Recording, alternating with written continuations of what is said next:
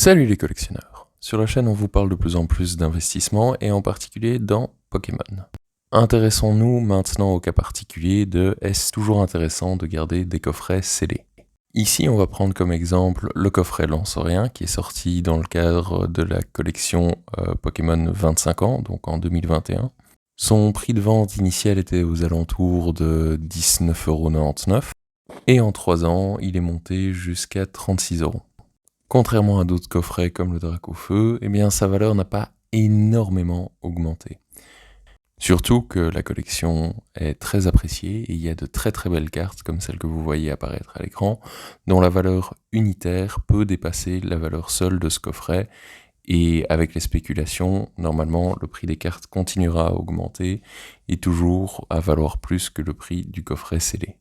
On va donc faire l'expérience en ouvrant 2 coffrets et voir ce qu'on obtient dedans. Ai-je bien fait de déceler ce coffret? Oui ou non, on le saura en fin de vidéo. En attendant, je t'invite à liker la vidéo, t'abonner et commenter si tu apprécies ce genre de format. Découvrons, ou devrais-je plutôt dire redécouvrons ensemble, ce que contient ce coffret. Dans ce coffret des 25 ans, il y a 3 boosters. 2 boosters spécial célébration, ainsi qu'un booster règne de glace. Si je dis pas de bêtises, certains pouvaient contenir des boosters style de combat.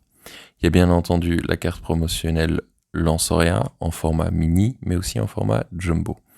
Et enfin, un classeur dans lequel vous pouvez ranger vos cartes. Et si je ne dis pas de bêtises, dans ce classeur, il y a suffisamment d'emplacement que pour faire toute la collection des 25 ans.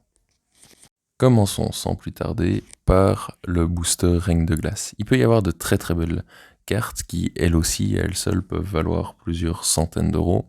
Bien que la vidéo se concentre essentiellement sur la collection 25 ans, qui sait, on n'est pas à l'abri d'une bonne surprise. Me concernant, c'est pas la série que je préfère, mais comme j'ai dit, il peut y avoir de très très très belles cartes. Donc on prend ce qu'on a. Alors, dans ce premier booster, on n'aura eu qu'une holographique.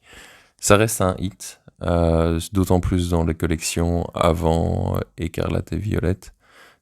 Tout ce qui est épée et bouclier, tout ce qui est soleil et lune, les holographiques sont considérés comme des hits. Regardons maintenant ce que contient notre booster célébration. Un petit Dialga holographique, mais elles sont tous holographiques, un Xerneas et un Kaorin. Valeur de la carte, entre 3 et 4€, ce qui est moins intéressant que le prix du booster scellé. Passons au deuxième booster. La petite carte code, et notre première carte est un Zekrom holographique, un Groudon magnifique, et un Mewtwo X. Et c'est une super belle pioche parce qu'en non gradé, cette carte vaut plus que le coffret Lanceorien. Elle cote aux alentours de 40€. Après, il n'y a pas eu énormément de ventes réussies, mais c'est un bon indicateur. C'est peut-être un coup de chance, donc on va essayer avec un deuxième coffret. Actuellement, notre théorie qui était de dire que tout coffret scellé n'est pas nécessairement bon à garder scellé s'avère exact.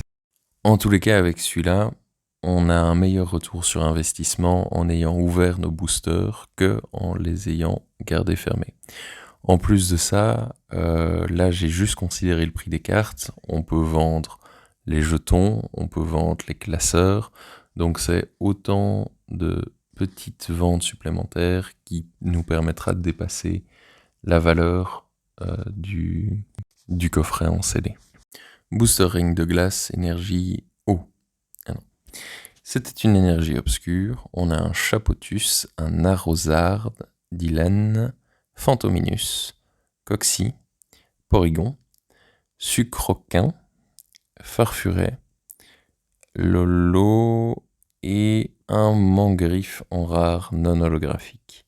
Ça commence moins bien que notre premier coffret, mais il nous reste les 2 célébrations. Alors, ici, on a un Dialga, le Xerneas et